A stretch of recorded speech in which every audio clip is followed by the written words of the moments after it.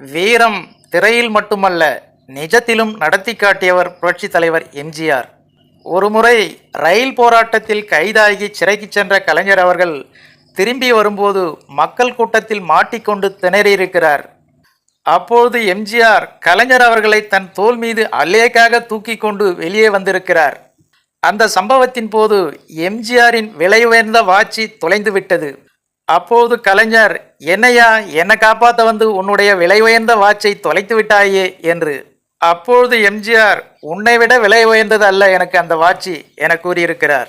ஒருமுறை வெளியூர் சென்று காரில் திரும்பிக் கொண்டிருக்கிறார் எம்ஜிஆர். அப்பொழுது ஒரு வழிப்பறி கும்பலால் கார் மறிக்கப்படுகிறது. கூச்சலோடு அந்த கும்பல் எம்ஜிஆரின் காரை நெருங்க, அப்போது எம்ஜிஆர் காரை விட்டு இறங்கி தைரியமாக முறைப்போடு அந்த கும்பலை நோக்க, அந்த வழிப்பறி கும்பல் மொத்தமும் எம்ஜிஆரை கார் வெளிச்சத்தில் கண்டு கொண்டு, வாத்தியாரே உங்களையா வழிமறித்தோம், மன்னித்து விடுங்கள் என காலில் விழ, அந்த கும்பலை எழுப்பி வழிப்பறி செய்வது தவறு, ஏதாவது ஒரு தொழிலை செய்து பிழையுங்கள் என ஒரு கணிசமான தொகையை அவர்களுக்கு கொடுத்திருக்கிறார் புரட்சி தலைவர் எம்ஜிஆர். எந்த வகையிலும் எவராலும் எம்ஜிஆரை வெல்ல முடியாது என்ற நிஜ வீரனாக எம்ஜிஆர் இருந்ததால் இன்றும் எம்ஜிஆர் புகை கொடிக்கட்டி பறக்கிறது என்பது குறிப்பிடத்தக்கது. ஓகே ஃப்ரெண்ட்ஸ், இந்த ஒரு சுவாரஸ்யமான தகவல் உங்களுக்கு பிடித்திருந்தால் உடனே ஒரு லைக் போட்டு சப்ஸ்கிரைப் பண்ணி சப்போர்ட் பண்ணுங்க. நன்றி, வணக்கம்.